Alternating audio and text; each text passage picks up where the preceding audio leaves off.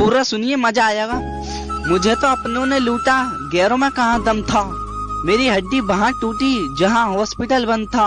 मुझे जिस एम्बुलेंस में डाला उसका पेट्रोल कम था। मुझे रिक्शे में इसलिए बैठाया क्योंकि उसका किराया कम था।